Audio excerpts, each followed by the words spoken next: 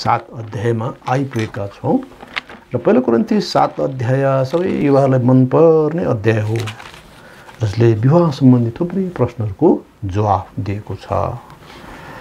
र यस क्रममा हामीहरू आज पुस्तक पहिलो कोरिन्थी 7 अध्यायको 25 देखिको खण्ड हामी हेर्दैछौँ र यस खण्डलाई हामी खण्ड जो हामी अध्ययन गर्दैछौँ यो मूलतः कन्याहरूको सम्बन्धमा यो केन्द्रित छ। त लेखिएको छ 25 पदमा, हामी 25 देखि 38 पद पढ्नेछौँ अहिले। अब कन्याहरूको विषयमा चाहिँ मसित प्रभुको कुनै आज्ञा छैन, तर विश्वासयोग्य हुनलाई प्रभुबाट दया पाएको मानिसले चाहिँ म मेरो निर्णय दिन्छु। यसकारण म सोच्दछु वर्तमान समयको कष्टको कारणले मान्छेले जस्तो छ त्यस्तै रहनु नै उसका निम्ति असल हो। के तिमी पत्नीसँग बाँधिएका छौ, मुक्त हुन नखोज, कि तिमी पत्नीबाट मुक्त भएका छौ, पत्नीको खोजी नगर। त तिमीले विवाह गर्यौ भने पनि तिमीले पाप गरेका हुँदैनौ, अनि कुनै कन्याले विवाह गरी भने पनि उसले पाप गरेकी छैन।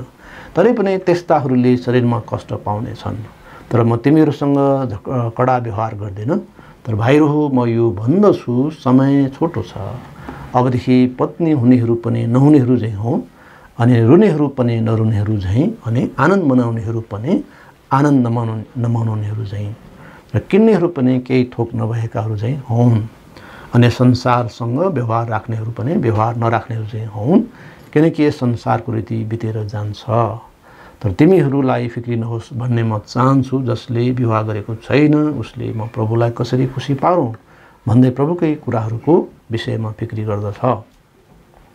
तर जसले विवाह गरेको छ उसले म मेरी पत्नीलाई कसरी खुसी पारौँ भन्दै संसारका कुराहरूको विषयमा फिक्री गर्दछ। एउटी पत्नी र एउटी कन्यामा पनि भिन्नता पाइन्छ। विवाह नगरेकी स्त्रीले दुवै शरीर र आत्मामा पवित्र हुनका निम्ति प्रभुकै कुराहरूको विषयमा फिक्री गर्छे। तर विवाह गरेकी स्त्रीले चाहिँ म मेरा पतिलाई कसरी खुसी पारौँ भन्दै संसारका कुराहरूको विषयमा फिक्री गर्छे। अनि तिमीहरूकै फाइदाको निम्ति म यो भन्दछु, तिमीहरूलाई फन्दामा पार्न निम्ति होइन, तर जुन कुरा ठिक छ त्यसका लागि तिमीहरूले एक चित्त भएर प्रभुको सेवा गर्न सक भनेर। तर कुनै मानिसले मैले आफ्नै कन्यासित बेठिक व्यवहार गरिरहेको छु भने सम्झन्छ, उसको जीवन पनि ढल्किँदैछ र यस्तै खाँचो छ भने उसलाई जे इच्छा लाग्छ सोही गरोस्, उसले पाप गर्दैन। तिनीहरूले विवाह गरून्, तरै पनि जो आफ्नो हृदयमा दृढ भएर उभिन्छ, खाँचो पनि छैन, तर उसको आफ्नो इच्छामाथि उसको अधिकार छ र आफ्नै कन्यालाई त्यतिकै राख्ने आफ्नो हृदयमा निश्चय गरेको छ भने त्यसले असल गर्दछ। यसकारण जसले उसको विवाह गरिदिन्छ उसले असल गर्दछ, तर जसले उसको विवाह गरिदिँदैन उसले झन् असल गर्दछ। यसैले कन्याहरूको विषयमा यस अध्याय 3 भागमा बाँडिएको कुरा हामीले हेर्दै आएका छौँ। त सबभन्दा पहिलो भाग चाहिँ नि एक्लै बस्ने विषयमा, सेलिबेसी, जुन चाहिँ हामीले 7 अध्यायको 1 देखि 9 पद खण्डमा हामी पाउँछौँ। के एक्लो रहनु ठिक छ? ठिक छ, तर सबैमा त्यो वरदान छैन, पावलले भनेका छन्। यसैले विवाह गर्न जरुरी छ, जसलाई त्यो आवश्यक छ। र दोस्रो खण्ड हामीले हेर्दै थियौँ विवाहितहरूको बारेमा। अब विवाहितहरू एकसाथ बस्नुपर्छ।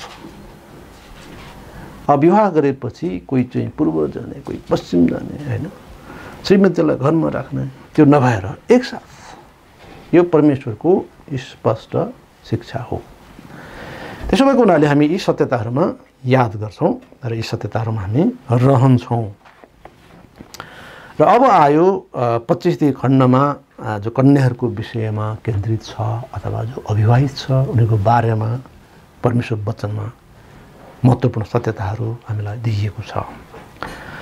र सबभन्दा पहिला त पावलले भनेका छन् कि जे अवस्थामा बोलाइएका छन् त्यही अवस्थामा रहन राम्रो है। यदि कन्या अवस्थामै प्रभुमा बोलाइएको छ त कन्या अवस्थामै रहनु ठिक छ है। यसरी कन्याहरू कन्या अवस्थामै रहनु के हो त असल हो। 26 पदले भनेको छ, यसकारण म सोच्दछु वर्तमान समयको सङ्कटको कारणले, कष्टको कारणले मान्छेले जस्तो छ त्यस्तै रहनु नै उसका निम्ति असल हो। त्यसो बाइबलको स्पष्ट शिक्षा यो हो कि मान्छे जे अवस्थामा छ त्यसमा खुसी हुनु हैन। आज मेरो लागि पर्याप्त खाना छ, प्रबन्ध छ, त भोलिको लागि फिक्री गरेर अहिले मुर्छा पर्नु हावा हो। बाइबलको सिद्धान्त यो हो। अहिले म अविवाहित छु, विवाह गर्नै पाइनँ भनेर भोलि हुने विवाहको लागि आज उफ्री बाफ्री गर्नु हावा हो, बेकार हो। अविवाहित जोडी छ र भोलिको विषयमा खान नपाइला कि यो होला कि त्यो होला भनेर चिन्ता गर्नु बेकार छ। मानिस जे अवस्थामा छ त्यसमा खुसी हुनु नै बाइबलीय सिद्धान्त हो है। धेरै मानिसहरूले भोलिको विषय फिक्री गर्छ अघि भविष्यका चाहिँ पुस्ताको लागि पनि विचार गर्दछ, सोच्दछ। प्रभु दिनुभयो, आमेन। दिनुभएको छैन, जे छ त्यसमा खुसी हुनु उत्तम हो। किनकि मानिसलाई के थाहा, आज ऊ जीवित छ, भोलि उसको अन्त हुन सक्छ। एउटा धनी मानिसको दृष्टान्त प्रभुले भन्नुभयो। त्यस धनी मानिसको धेरै सञ्चय भएछ, धेरै जम्मा भएछ, आम्दानी प्रशस्त भएछ र उसले भण्डारण गरेछ र भनेछ, ए प्राण तेरो लागि थुप्रो थुप्रो चाहिँ नि साँचेको छ, 200 वर्ष बाँचे पनि तेरो लागि छ भन्ने किसिमको जस्तो कुरा उसले गरेछ। त उसले भनेछन्, अब मेरो सम्पत्ति नै मेरो जीवनको आधार हो, मसँग प्रशस्त सम्पत्ति छ, त्यस कारणले अब मलाई कसले के गर्न सक्छ, म सधैँ बाँच्छु, बिरामीमा म हस्पिटल जान सक्छु हैन, ठुलो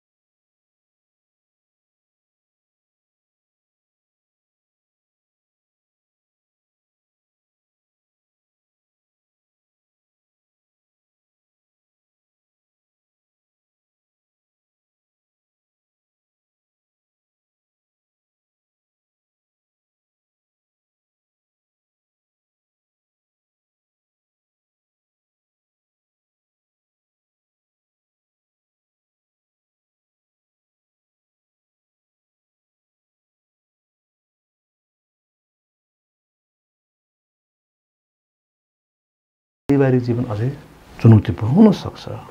सहरै पछि सताउट थियो, भागदौड दौडधुप हुन सक्थ्यो, परिस्थिति निकै जटिल थियो है। र यसो भएको हुनाले समस्याहरू त्यहाँ निकै हुन सक्थ्यो। र 28 पदमा लेखिएको छ, तर तिमीले विवाह गर्यौ भने पनि तिमीले पाप गरेका हुँदैनौ, अनि कुनै कन्याले विवाह गरी भने पनि उसले पाप गरेको छैन। तरै पनि यस्ताहरूले शरीरमा कष्ट पाउनेछन्, तर म तिमीहरूसँग कडा व्यवहार गर्दिनँ। त विवाहले शरीरमा कष्ट त पक्कै हुन्छ होइन र? तपाईँ एक्लो हुनुहुन्थ्यो, अब तपाईँ दुईजना भयो, जिम्मेवारी खर्च व्यवहार तपाईँ डबल भएको छ र धेरै कुराहरूमा थप जिम्मेवारीहरू चाहिँ बढेको हुन्छ। यसैले शरीरमा कष्ट चाहिँ निश्चित रूपमा हुन्छ र जटिल परिस्थितिमा पत्नीहरूलाई अझै भारी कष्ट हुन सक्छ। र अर्को महत्त्वपूर्ण तथ्य चाहिँ 29 पदले भनेको छ, किन पावलले एकल रहन पनि सुझाएको छ। 29 पद, तर भाइहरू हो म यो भन्दछु समय छोटो छ, अबदेखि पत्नी हुनेहरू पनि नहुनेहरू चाहिँ हौँ। भने मतलब के त भन्दाखेरिमा समय छोटो छ है। यसैले चाहिँ नै मानिस जे अवस्थामा छन् त्यसमा खुसी हौँ। मेरो श्रीमती छ, परिवार हो, यहाँ त्यहाँ घमण्ड गर्नु पर्दैन होइन। चुपचाप प्रभुको काम गरौँ, प्रभुको निम्ति अघि बढौँ है त। यसो भएको हुनाले धेरै मानिसहरूलाई चाहिँ नै विवाहको लागि उक्साउनु पनि पर्दैन, किनभने समय छोटो छ। र अर्को कुरा चाहिँ नै विवाहित अवस्थामा अरू थप फिक्रीहरू पनि बढ्ने अवस्था हुन्छ। तपाईँ हेर्नुहोस् 32 पद, तर तिमीहरूलाई फिक्री नहोस् भन्ने म चाहन्छु, जसले विवाह गरेको छैन उसले म प्रभुलाई कसरी खुसी पारौँ भन्दै प्रभुकै कुराहरूको विषयमा फिक्री गर्दछ। यसैले केही महत्त्वपूर्ण कारणहरू पावलले यहाँ पेश गरेका छन्। तीमध्ये एउटा कारण चाहिँ के त विवाहित अवस्थामा फिक्रीको वृद्धि हुन्छ होइन। एक्लो मान्छे छ, जता गयो त्यही खाना पाक्यो होइन। त परिवार छ, कहीँ कतै खाना खाएर आएको खण्डमा तपाईँले किन बाहिर खानुभयो चाहिँ किन फोन गर्नु भएन भन्ने कुरा हुनसक्छ। अथवा होइन परिवारको जोहोको लागि उसलाई फिक्री हुन्छ, त्यो किसिम स्वतन्त्रता जसरी हिजो थियो त्यो हुँदैन। यसर्थ फिक्रीको वृद्धि हुन्छ र विवाहित अवस्थामा धेरै आवश्यकताहरू हुन्छन्, धेरै अभावहरू हुन्छन् जसले जीवनलाई कष्टकर बनाउँछ। यसरी सिङ्गलहरूलाई यो खण्डमा सिकाइएको छ। नम्बर 1 वर्तमान सङ्कटको कारणले एक्लो रहनु राम्रो छ। नम्बर 2 शरीरमा कष्ट बढ्ने हुनाले पनि विवाहले शरीरमा कष्ट बढाउँछ, त्यसले गर्दा पनि विवाह नगर्नु राम्रो। तेस्रो चाहिँ नै समय छोटो छ। समय छोटो छ यसर्थ पनि हामी अविवाहित रहनु असल हो। र चौथो कुरा फिक्री वृद्धि हुन्छ, यसर्थ विवाह नगर्नु पनि धेरै फाइदा छ होइन। कति अविवाहितहरू सोच्छन् विवाह गर्न पाए के नै हुन्थ्यो, फेरि विवाहितहरू भन्छन् विवाह गर्नु बेकार हो, एक्लो हुँदाखेरि राम्रो थियो भन्ने मान्छेलाई सन्तुष्टि त छैन। त्यसले त्यो होइन। त पावलको शिक्षा के हो त? मूलतः परमेश्वरको शिक्षा के हो त? मानिस जे अवस्थामा छ त्यसमा खुसी हुनुपर्छ। जहिलेसम्म एकल रहने अवसर छ धन्यवाद प्रभुलाई, खुसी भएर रहनुहोस्। अनि विवाह भयो धन्यवाद प्रभुलाई, खुसी हुनुहोस्। दुवैको समयमा धन्यवाद। अब हामी 39-40 पदमा हामी जानेछौँ। जबसम्म उसको पति जीवित रहन्छ तबसम्म पत्नी व्यवस्थाद्वारा बाँधिएकी हुन्छ, तर उसको पति मरिगयो भने जससँग चाहन्छे त्यसैसँग विवाह गर्नलाई ऊ स्वतन्त्र हुन्छ, तर प्रभुमा मात्र। अब यहाँनिर विधवाको कुरा पनि आएको छ, अर्थात् ऊ पनि एकल मान्छे हो। श्रीमान बित्यो वा श्रीमती बित्यो, एकल भयो र यो अवस्थाको कुरा आएको छ। 40 पदमा, तर मेरो विचार मुताबिक ऊ त्यत्तिकै रही भने ऊ झन् सुखी हुन्छ। अनि म सोच्दछु परमेश्वरका आत्मा मसँग हुनुहुन्छ। हामीले यस अघि पनि हेरेका थियौँ कि परमेश्वरले जहाँ स्पष्ट निर्देशन दिनुभएको छैन, जुन विषयमा स्पष्ट निर्देशन दिनुभएको छैन त्यसमा हामी क्रिस्चियन विवेक प्रयोग गर्छौँ। पवित्र शास्त्रको आधारमा परमेश्वरको जनहरूको साक्षरको आधारमा है हाम्रो विवेकको गवाहीको आधारमा पनि हामी निर्णय गर्न सक्छौँ यो चाहिँ ठिक हुन्छ यो चाहिँ ठिक हुन्न। तसर्थ पावल प्रेरितले यो भनेको हो कि म सोध्छु परमेश्वर आत्मा मसँग हुनुहुन्छ अर्थात् म ख्रिस्टीय विवेक अनुसार बोलिरहेको छु, प्रभुको आत्मा अनुसार म बोलिरहेको छु। किनभने व्यवस्थामा यस सम्बन्धमा किताबी साथ कहीँ उल्लेख थिएन। तसर्थ त्यो अवस्थामा पवित्र आत्माले देखाउनु भएअनुसार ख्रिस्टीय विवेक अनुसार चाहिँ हामीले निर्णय गर्ने हो। तसर्थ विधवाहरूले विवाह गर्न सक्छन् तर प्रभुमा मात्र, अर्थात् विश्वासीलाई मात्र विवाह गर्न सक्छन्। हेर्नुहोस्, विधवाले विवाह गर्न सक्छ, पुनर्विवाह गर्न सक्छ, किनभने श्रीमान बित्यो। यसर्थ बाइबलले चाहिँ पुनर्विवाहलाई अस्वीकार गर्दैन है। बाइबलले यसको लागि तोकेको छ, मार्गनिर्देशन दिएको छ कि श्रीमान वा श्रीमतीको मृत्यु भएको अवस्थामा विवाह बन्धन तोडिन्छ र उसले चाह्यो भने पुनर्विवाह गर्न सक्छ। तैपनि कन्याहरूको सम्बन्धमा भने चाहिँ विधवाहरू पनि एक्लै रहे सुखी हुन्छन् भनेको छ, तरै पनि विवाह गर्न चाहेमा उनीहरूले विवाह गर्न सक्छन् भनेको छ है। पहिलो कोरिन्थी 7:40 तैपनि उनीहरूलाई भनेको छ तरै पनि मेरो विचारमा ऊ त्यत्तिकै रही भने अझ सुखी हुन्छ हैन, छोराछोरीहरू छन् हैन, आफ्नो घरघरना छ हैन, त्यसमै रहे अझ राम्रो। त कसैलाई विवाह गर्ने इच्छा छ त्यो पनि ठिक छ। यसैले विधवाहरूलाई पुनर्विवाह गर्न बाइबलले रोकेको छैन। र साथै तरुणी विधवाहरूको सम्बन्धमा त अझ बाइबलमा स्पष्ट किटानी साथ भनेको छ। तपाईँ पहिलो तिमोथी 5:11-15 खण्ड हेर्न सक्नुहुन्छ। पहिलो तिमोथी 5:11-15 खण्डमा कि तरुणी विधवाहरूको खण्डमा सवालमा त अझ पावलले कडाइका साथ भनेका छन्। यो महत्त्वपूर्ण कुरा हो कि जसरी पनि परमेश्वरको महिमा हुनुपर्छ। पहिलो तिमोथी 5:11 खण्ड हामी हेर्नेछौँ। तर तरुणी विधवाहरूलाई अस्वीकार नगर,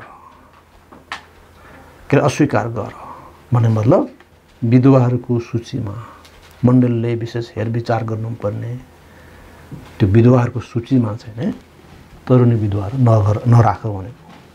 किनभने ख्रिस्टको विरुद्धमा जब तिनीहरू भोगविलासतिर बढ्न थाल्छन् तब तिनीहरूले विवाह गर्ने इच्छा गर्नेछन्। तिनीहरूले आफ्नो पहिलो विश्वासलाई त्यागेको हुनाले दण्डमा पर्छन् है त। अनि यो बाहेक तिनीहरू घर घर घुम्दै अल्छी हुन सिक्छन्। अनि अल्छी मात्र होइन तर भन्न नहुने कुराहरू बोल्दै बकबक गर्नेहरू र अरूको काममा हात हाल्नेहरू हुन्छन्। यसकारण म यो इच्छा गर्दछु तरुणी विधवाहरूले विवाह गरौँ, नानीहरू जन्माउँ र घर सम्हालौँ, विरोधीहरूलाई बदनाम गर्ने कुनै पनि मौका नदेऊ। किनकि कतिजना तर्केर शैतानको पछि लागिसकेका छन्। यो पक्ष फेरि एकदम विचारणीय पक्ष हो। त्यो के त भन्दाखेरिमा तरुणी विधवाहरूको एउटा खतरा हुनसक्छ। त्यो सबैमा होइन त कतिजनामा त्यो हुनसक्छ। त्यो के त भन्दाखेरि उनीहरू त जवान छन् हेर्नुहोस् होइन, उनीहरूको मन त घुम्न सक्छ, भावना त घुम्न सक्छ, डुल्न सक्छ, एकै ठाउँमा स्थिर भएर रहने स्थिति नहुन सक्छ र फलस्वरूप घर घर घुम्ने, गफ गर्ने, त्यो भएपछि काम नगर्ने अल्छी हुने त्यति मात्र होइन, भन्न नहुने कुराहरू बक्ने यो वा त्यो। किनभने कुरा गरेपछि कुरा धेरै निस्किन्छ, चाहिने कुरा निस्किन्छ, नचाहिने कुरा निस्किन्छ। भन्न नहुने कुराहरू बक्ने, अरूको काममा हात हाल्ने हुन्छन्। हेर्नुहोस् भनेपछि अरू काम गरिरहेछन्, अब त्यहाँ डिस्टर्ब भयो, अरूको काममा हात हाल्यो, अथवा अरूको कामको प्रतिफलमा निर्भर हुन सक्ने कुराहरू हुन्छ। त्यहाँ गइयो, चिया खाइयो, रोटी खाइयो, खाना खाइयो, अरूको काममा हात हाल्यो। र एफिसस मण्डलीमा यो समस्या देखिएकै हो। र विश्वासीहरूका घरहरूमा भेटघाट गर्ने कुरामा हामी त्यसैले सचेत हुनुपर्छ। अघि पनि हामीले मण्डलीमा भन्ने गर्छौँ, एभिनेजर मण्डलीमा कि विश्वासीहरू घरहरूमा भेटघाट गर्ने कुरामा हामी सचेत हुनु पर्दछ। उक्त परिवारले चाहेको र बोलाएको अवस्थामा है त अनि आउन अनुमति दिएको अवस्थामा भेटघाटको निम्ति जानु राम्रो हुन्छ। कसैले नचाहेको पाउन अनि कसैको नचाहेको पाउन अनवान्टेड गेस्ट चाहिँ हामी बन्नु हुँदैन। झन् अहिले यतिखेर चाहिँ यो कोरोनाको सङ्क्रमण छ। अब कति परिवारले आफ्नो घरलाई घेरामा राखेको छ, बाहिरको जनसम्पर्क नहोस् भनेर सोचेको छ, रोगबाट बच्नको लागि होइन, सुरक्षाको लागि। सरकारको पनि त्यो निर्देशन छ होइन। त्यो अवस्थामा चाहिँ हामीले उहाँहरूसँग कुरा गरेर होइन, उहाँहरूको पनि भेट्ने इच्छा छ, हाम्रो पनि चाहना छ, ठिक छ। नभए चाहिँ नै घरि त्यो घरमा फुत्त गयो, घरि अर्को घर फुत्त गयो, उनीहरूलाई हामीले डिस्टर्ब गर्नु हुँदैन। र यसलाई चाहिँ यतिखेर चाहिँ समग्रतामा अझ के चाहिँ कुरा आछ भने त विधवा कन्याहरूको त्यो खतरा हुनसक्छ। विधवा कन्याहरू मात्र होइन, अरू कति पुरुषहरूको पनि त्यो बानी हुन्छ। विवाहित होला, अविवाहित होला, घर घरमा जाने, कफी खाने, चिया खाने, गफ गर्ने होइन, यसरी चाहिँ नै रमाइलो मान्छन् होइन। कहिलेकाहीँ सङ्गतिको नाममा होइन जाने, कुरा गर्ने, धेरै समय लामो समय लिने होइन। यस्तो कुराहरू हामी सचेत हुनुपर्छ होइन। भेटघाटमा जानेहरू ठिक छ, बेला बेला विश्वासहरू घरमा भेटघाट गर्न जानुपर्छ, आवश्यक छ कति विश्वासहरूलाई। त्यसमा के कुरा याद गर्नु पर्यो भने भेटघाटमा जानेहरू आत्मिक हुनु जरुरी छ कि उसले राम्रो उदाहरण दिउन्, गएर राम्रो कुरा बोलोस्, सिकाओस्। स्वच्छ हृदय भएको हुन आवश्यक छ। हृदय राम्रो होस् मण्डलीप्रति, परमेश्वरप्रति। हृदय खराब छ परमेश्वरप्रति, मण्डलीप्रति, ऊ चर्चको विश्वासीहरूमा भेटघाट गर्ने त्यो खतरनाक कुरा हो। त्यो खतरनाक हो, डरलाग्दो कुरा हो, हानि पुर्याउँछ मण्डलीलाई। मण्डली समष्टिगत रूपमा त्यसले हानि पुर्याउँछ। जसो हृदय मण्डलीप्रति ठिक छैन होइन, आफ्नो पास्टर आफ्नो अगुवाप्रति ठिक छैन होइन, नम्र छैन, बडो मूर्ख छ, घमण्डी छ, यस्तो व्यक्तिहरू विश्वासी घर घरमा जानु बडो खतरनाक कुरा हो। यो कुरा हामीले बुझ्न आवश्यक छ होइन। यदि भेटघाटहरूले मण्डली परिवारमा बेमेल ल्याउँछ, गुटबन्दी ल्याउँछ, निराश पार्ने जस्ता समस्याहरू ल्याउँछन् भने मण्डलीले यस्ता व्यक्तिलाई रोक्नु पनि पर्ने हुन्छ। खबरदार तिमी घर घरमा नजानु भन्नु पनि पर्ने हुन्छ। किनकि त्यस किसिमको गतिविधि गर्ने व्यक्तिहरूप्रति विश्वासीहरू आफै पनि सचेत हुनुपर्ने हुन्छ र मण्डली पनि सचेत गराउनुपर्ने हुन्छ। यसर्थ नसोधी, जानकारी नदिई स्वास घरहरूभित्र होइन प्रवेश गर्नेहरूसँग विश्वासीहरू सचेत पनि हुनुपर्छ। त्यस्तो बानी भएकाहरू अनि फेरि गएर राम्रो कुरा गर्ने होइन, हाम्रो मण्डली यस्तो छ, हाम्रो पास्टर यस्तो छ, हाम्रो अगुवा यस्तो छ, हाम्रो विश्वासी यहाँ, यस्तो व्यक्तिलाई हामीले चिन्न पनि पर्छ। रोमी 16 हामीले अध्ययन गरेका छौँ। खबरदार हामीले यस्ता व्यक्तिलाई चिन्न पर्छ र अलग रहनुपर्छ। फाटो ल्याउनेहरूलाई चिन्न पर्छ र अलग हुनुपर्छ भनेर रोमी 16ले भनेको छ। यसर्थ अब यहाँनिर जवान विधवाको कुरा आएको छ। जवान विधवाहरू अब उनीहरूको जुन एउटा जीवन रित्तोपन आएको छ होइन, अब उनीहरूको मन घुम्छ, उनीहरूको भावना घुम्छ होइन, जवान अवस्था छ उनीहरूको चाहिँ नि, त्यो अवस्था भएको हुनाले घर घरमा डुल्न सक्ने होइन, के गफ गर्ने, के चाहिँ कुराहरू गर्ने होइन, हुँदा गलत सङ्गत कुराहरू पनि हुनसक्छ। यसैले जवान विधवाहरूले विवाह गरून्, आफ्नो घरमा जिम्मेवारी सम्हालुन् भनेर छ। यसले त्यसले फाइदा पनि गर्छ। शरीरमा दुःख पाउनु हाम्रो आत्मिक जीवनलाई फाइदा कुरा हुन्छ। विवाह गर्ने, बालबच्चा जन्माउने दुःख त हुन्छ, तर उसले नम्र पारिन्छ, ऊ नियन्त्रित हुन्छ है, प्रभुको इच्छामा सत्यतामा अघि बढ्नलाई नियन्त्रित हुन्छ होइन। अनियन्त्रित भएर जता पनि हिँड्ने, जता पनि जे पनि गर्ने किसिमको हुँदैन। र जवान विधवाहरू मात्र होइन, जो कोही फुर्सतिला व्यक्तिहरूले यस विषयमा सचेत हुनुपर्छ। यसैले हामी बडो शिष्ट हुनुपर्छ, सभ्य हुनुपर्छ। कसैको घरमा जानु छ भने फोन गर्ने, म आउन सक्छु अथवा हामी फल्ना ठाउँमा भेट्न सकिएला, त्यसरी हामी गर्नुपर्छ। शिष्ट सभ्य हुनु पर्यो। र त्यसैले मण्डलीमा यस्तो समस्या देखिएको थियो हेर्नुहोस् कि कोही व्यक्तिहरू घर घरमा जाने होइन, गफ गर्ने, चिया खाने होला, खाना खाने होला, यस्तो किसिमको कामहरू हुन्थ्यो। र यस्ता कार्यले गर्दा विश्वासहरू काममा बाधा हुन्थ्यो, आर्थिक भार बढ्थ्यो र उनीहरूलाई पावलले कडा चेतावनी दिएका थिए कि तिनीहरू अल्छे नहुन् हैन र बेठिक चालमा नचलुन् र यस्ता व्यक्तिहरूले चुपचापसित काम गरून्, आफ्नै रोटी खाउन्। दोस्रो थेसलोनिके 3 अध्याय 11-12 पदमा यो आएको छ। त हामी कन्या के अरे जवान विधवाको सन्दर्भमा यो चाहिँ सन्दर्भ यो विषय चाहिँ जोडिएको छ। यो विषय हामीले हेर्नुपर्छ, यो निकै महत्त्वपूर्ण छ। त दोस्रो थेसलोनिके पुस्तक 3 अध्याय हामी जाँदैछौँ। दोस्रो थेसलोनिके 3 अध्यायको हामी 11 अनि 12 पदमा पढ्छौँ। किनकि हामी सुन्छौँ तिमीहरूका बिचमा कतिपय बेठिक चाल चल्नेहरू छन् रहे। कति पुरुषहरूको यो सन्दर्भ उठेको देखिन्छ, जसले पटक्कै काम गर्दैनन् तर अर्काको काममा हात हाल्छन्। अब यस्ताहरूलाई हाम्रा प्रभु यीशु ख्रीष्टद्वारा हामी आज्ञा र अर्थ दिन्छौँ, चुपचापसित तिनीहरूले काम गरून् र आफ्नै रोटी खाउन्। सभा छ। यसैले यस्तो किसिमको कार्यहरू चाहिँ नगरियोस् भनेको छ र साथै यस्ता कामहरू र यस्ताहरूबाट अलग रहन र यस्ता व्यक्तिहरूलाई चिन्न, चेतावनी स्वरूप उनीहरूसँग सङ्गति नगर्न पावलले थेसलोनिकेका विश्वासीहरूलाई सुझाएका पनि थिए। यी अध्यायको तपाईँले 14 पदमा त्यो पाउनुहुन्छ। अनि कुनै मानिसले यस पत्रद्वारा भनेको हाम्रो वचन पालन गर्दैन भने त्यस मानिसलाई चिनिराख र त्यो चरणमा परोस् भनेर त्यससँग सङ्गति नगर। 15 पद पनि पढिहालौँ। तरै पनि उसलाई शत्रु चाहिँ नठान, तर भाइलाई जस्तो गरी उसलाई चेतावनी दियो। त्यो फाइदाको लागि हो, चेताउनको लागि। यसले गर्दाखेरि हामी पाउँछौँ परमेश्वरले हामीलाई यी सबै कुराहरूमा शिक्षा दिनुभएको छ कि हामी कसरी अघि बढ्न त हैन विवाहको सम्बन्धमा।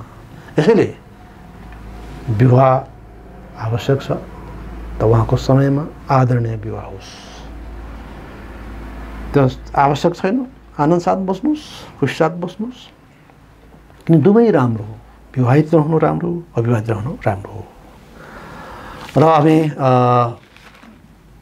पहिलो कोरिन्थियस 7 अध्यायको हामी 32 पदलाई फेरि पनि 32 पदलाई पनि हामी एकपटक मनन गर्नेछौँ, विचार गर्नेछौँ। त्यस खण्डलाई हामी यतिखेर केही समय हामी दियौँ र 32 पदमा लेखिएको छ, तब तिमीहरूलाई फिक्री नहोस् भन्ने म चाहन्छु। जसले विवाह गरेको छैन उसले म प्रभुलाई कसरी खुसी पारौँ भन्दै प्रभुकै कुराहरूको विषयमा फिक्री गर्दछ। म प्रभुलाई कसरी खुसी पारौँ भन्ने जुन विचार हो यो महत्त्वपूर्ण छ है। र प्रत्येक क्रिस्चियनको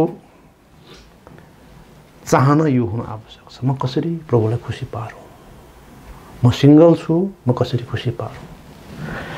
म विवाहित छु, म कसरी प्रभुलाई खुसी पारौँ। र एउटा कुरा के त भन्दाखेरि 32 पदमा कि प्रभुलाई खुसी पार्ने कार्य चाहिँ नै अविवाहित हुँदा अझ सजिलो हुन्छ भन्ने किसिमको कुरा यहाँ पाउँछौँ। जसले विवाह गरेको छैन उसले म प्रभुलाई कसरी खुसी पारौँ भन्दै प्रभुकै कुराहरूको विषयमा फिक्री गर्दछ। ऊ चाहिँ नै एकाग्र हुन सक्छ हैन, प्रभुको कामको लागि उहाँको महिमाको लागि एकाग्र हुन सक्छ। सिङ्गल मान्छे, एकल मानिसले बढी एकाग्र भएर प्रभु निम्ति काम गर्न सकिन्छ हैन। र त्यसो भएको हुनाले एकल समय पनि राम्रो हो भनेर हामीले बुझ्नुपर्छ। त हाम्रो समाजमा के छ, जब मान्छे 16-18 पुग्छन् अब तिम्रो चाहिँ विवाह गर्ने बेला भयो है, 22-24 पुगेपछि त बुढा भइस् त कहिले विवाह गर्छ हैन, अत्याउने काम गर्छ। अनि त्यसै 30-32 पुगेपछि तेरो त बुढा भइहाल्यो, तँलाई कसले श्रीमती दिन्छ र अथवा कसले छोरी दिन्छ र भन्ने कुराहरू हुन्छ है। तर हामी त्यसरी बुझ्दैनौँ, बाइबलमा त्यसरी लेखिएको छैन हैन। विवाहको यति नै उमेरमा गर्नुपर्छ भन्ने छैन, त त्यसको कानुनले पनि विचार गर्नुपर्छ हैन। 20 नपुगिकन यो सम्भव छैन, तर 20 पछिको कुनै पनि उमेर विवाह गर्न सक्नुहुन्छ। तपाईँ 30 पुग्नुभयो, नो प्रब्लम, त्यसको साथ चिन्ता गर्नुपर्ने जरुरत छैन। त बुढा भइस् काम छैन भन्ने कुरा होइन। परमेश्वरमा त्यो विचारले काम गर्दैन, त्यो विचार चाहिँ नै मान्य छैन। यसैले पहिले हामीले उहाँको राज्य र उहाँको धार्मिकता खोजी गर्ने हो, अनि सबै थोक हाम्रो लागि थपिन्छ। मत्ती 6:33 मा लेखिएको छ। यसैले हामी सिङ्गलहरूले पनि वा विवाहितहरूले पनि सबै अवस्थामा उहाँको इच्छा खोज्ने हो हैन, उहाँको धार्मिकतामा उहाँको इच्छा खोज्ने हो। यसर्थ परमेश्वर जो आफ्नो प्रतिज्ञामा कहिले चुक्नुहुन्न है, र उहाँको वचनमा भरोसा गर्नु, उहाँको प्रतिज्ञा भरोसा गर्नु बुद्धिमानी कुरा हो। र हामी उहाँको प्रतिज्ञामा उभौँ, खडा हौँ, नाच्यौँ। तपाईँ विवाहित हुनुहुन्छ, ठिक छ, धन्यवाद प्रभुलाई, त्यसमा खुसी हुनुहोस्। अविवाहित हुनुहुन्छ, ठिक छ, धन्यवाद प्रभुलाई, त्यसमा खुसी हुनुहोस्। हामी जुनसुकै अवस्थामा प्रभुलाई खुसी पार्न सक्नेछौँ। यद्यपि विवाहितले भन्दा अविवाहितले अझ एकाग्रता दिन सक्छ। त्यसका बावजुद पनि विवाहित जोडीहरूले पनि प्रभुलाई महिमा दिन सक्छ। धेरै स्वतन्त्रता छ विवाहित व्यक्तिहरूलाई प्रभु काम गर्नलाई, हैन। कुनै परिवार छ, दिदीबहिनी मात्रै छ, एउटा अविवाहित पुरुष गएर त्यहाँ बातचित गर्नु, सङ्गति गर्नु कति जटिल कुरा होला। तर विवाहित जोडी सजिलै प्रवेश गर्न सक्छ। म आउन सक्छु, हामी आउन सक्छौँ, आउनुहोस्, दुईजना श्रीमान श्रीमती। यसरी बाइबलले चाहिँ नि पास्टरका लागि वा मण्डलीको चाहिँ त्यो किसिमको जेभार स्थानको लागि चाहिँ नि विवाहको सङ्केत गर्छ। एउटै पत्नीको पति होस् भनेको छ। यसले चाहिँ विवाहित हुनु राम्रो भन्ने सङ्केत गर्छ। र विवाहले धेरै फाइदाहरू गर्छ, दुवै पक्ष राम्रो। त्यसो भए यसर्थ हामी यसरी अघि बढौँ र हाम्रो चलन संस्कृति रोजाइ, हैन, छनौटभन्दा पनि माथि उठेर हामी उहाँको वचनलाई हामीले स्वीकार गर्ने हो। चाहे विवाहको विषय, चाहे कन्या, चाहे विधवाको विषय, चाहे कुनै पनि विषय, हामी परमेश्वरलाई कसरी खुसी पारौँ त्यो लक्ष्य राख्नेछौँ। यसकारण चाहे तिमीहरू खाओ, चाहे पियो, चाहे तिमीहरू जेसुकै गर, सबै कुरा परमेश्वरकै महिमा निम्ति गर भनी पहिलो कुरान्ती 10:31ले भनेको छ। यसर्थ हामी जुनसुकै अवस्थामा रहौँ, खुसी हौँ। यो नै आजको वचनको मूल चुरो कुरा हो। तपाईँ आज जुन अवस्था हुनुहुन्छ खुसी हुनुहोस्, हैन। अहिले लकडाउनको अवस्था छ, त्यसमा पनि तपाईँ खुसी हुनुहोस्। र मैले यस दिनहरूमा पुस्तक रोमी पढ्दै गर्दाखेरि महत्त्वपूर्ण कुराहरू मलाई चाहिँ छोयो भनौँ त्यसले, कि इस्राएलीहरू चाहिँ नि अथवा यहुदीहरू धमाधम चाहिँ नि कैदी भएर जाने क्रममा अघि बढिरहँदा तर यिर्मिया के भनिरहेथे,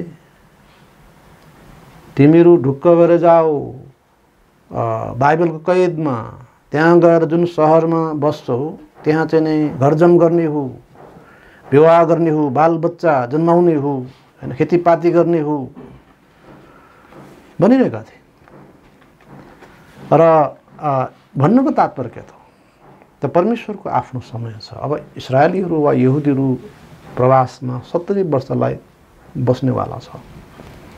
त कति झुटा अगमवक्ता भन्दै थिए 2 वर्षभित्र म यहाँ फिर्ता गराउँछु। त उनीहरू खुसी थिए र बाइबलले जान खुसी नै थिए। त झुटा कथाहरू बनाइरहेको थिए। त तिनलाई प्रभुले सिद्ध्याउनु हो, झुटा अगमवाणी गर्नेलाई सिद्ध्याउनु। त प्रभुको इच्छा त्यसबेला के थियो त?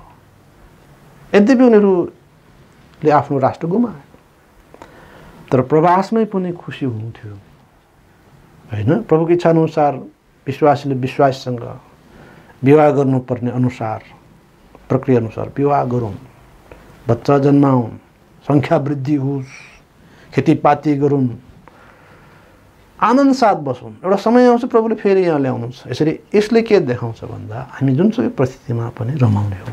अहिले हाम्रो परिस्थिति के छ र? लकडाउनको परिस्थिति। त यो पनि राम्रो हो, यसमा पनि हामी खुसी हुन आवश्यक। हुँदै हुन्न, कहिले म निस्कौँ भन्न आत्तिन जरुरी छैन। त प्रभुको समय परिस्थिति के छ, उहाँले कसरी डोर्याउनु भएको छ, हामी सिक्दै जाने हो, खुसी भएर जिउने हो। यसर्थ प्रश्न यो हो कि तपाईँ खुसी हुनुहुन्छ कि तपाईँ परमेश्वरले खुसी पारिरहनु भएको छ? धेरै पटक मानिसले परमेश्वर खुसी पार्दैनन्, उहाँलाई महिमा दिँदैनन्। रोमी 3:23ले भनेको छ उहाँको महिमा रहित हुन गएका छन्, फलस्वरूप उहाँको क्रोध मानिसमाथि आइपर्छ। रोमी 1:18ले भनेको छ। तर केवल ख्रीष्ट येशूमा मानिसको परमेश्वरसँग मिलाप हुन्छ। यसरी ख्रीष्ट येशू हामी सबैको उद्धारकर्ता हो, प्रभु हो, र उहाँमा आउनु बुद्धिमानी कुरा हो। धेरै मानिसहरूले परमेश्वरले नचिन्दाका परिणामहरू भोगिरहेका छन्। सबैभन्दा ठुलो परिणाम त उनीहरूले जीवनमा कसरी जिउन जानेका छन्, अर्थात् ईश्वरीय सत्यतामा जिएर कसरी उहाँको महिमा गर्ने त्यो जानेको छैन। होला धेरै राम्रो जीवन जिउनु भएको छ, आर्थिक भौतिक हर हिसाबले होइन, मजाको, तर परमेश्वरले महिमा दिने जीवन फरक कुरा हो जो ख्रीष्ट येशूमा छ।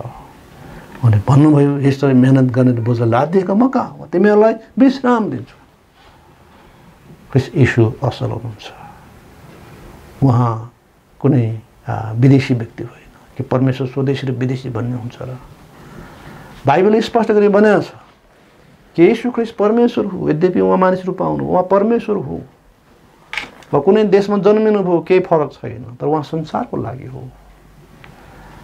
घाम कसैको पेवा होइन, कुनै राष्ट्रको। यो पहिला जापानमा चाहिँ उदाएको हुनाले यो जापानिज घाम यो चाहिँदैन भन्ने कुरा त होइन, यो त सबैको नेपाली घाम पनि हो। त्यस्तै गरी कुनै ठाउँमा उहाँ जन्मिनु भयो केही छैन, उहाँ पहिल्यै हुनुहुन्थ्यो, त्यसअघि नै उहाँ परमेश्वर हो, सबैको साझा हो। येशू ख्रीष्ट हामी सबैको साझा हो, मुक्तिदाता प्रभु हुनुहुन्छ। उहाँ विश्वास गरेर धन्य हुन् र उहाँले नै हामीलाई व्यक्तिगत, पारिवारिक, माण्डलिक, सामाजिक, राष्ट्रिय हर पक्षमा कसरी जिउने सिकाउनु भएको छ। प्रभु धन्यवाद होस्। हामी अन्त गर्नेछौँ यसमा र हामी